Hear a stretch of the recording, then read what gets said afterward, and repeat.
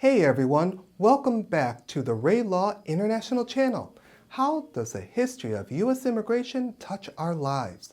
In our previous video, we discussed industrialization, the gold rush, the immigration boom, and quota systems.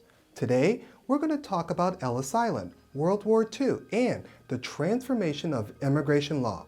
Let's get started.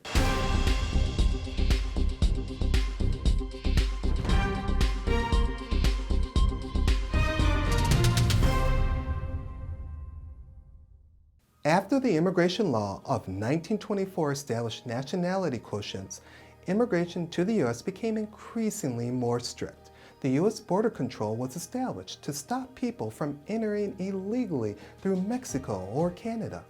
Those attempting to cross were primarily Asian immigrants who had been forbidden or severely restricted for nearly 40 years.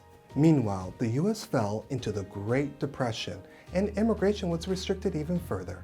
In 1933, when Hitler became Chancellor of Germany, more than 85,000 German Jews applied for visas to come to the U.S. Only 1,241 were granted.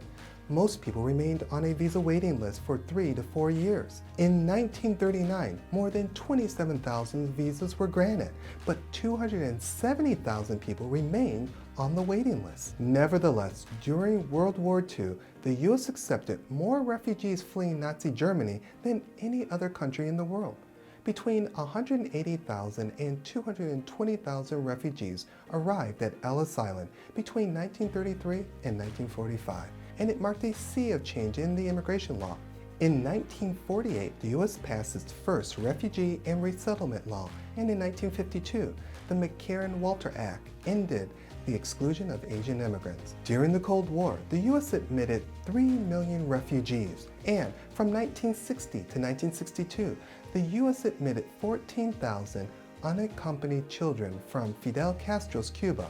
This secret program was called Operation Peter Pan.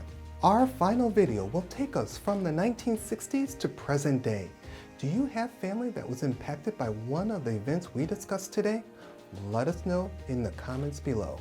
If you are new here, make sure you click that subscribe button and check out the links to our other videos in this History of Immigration series. Thank you for the privilege of your time. We'll see you next time.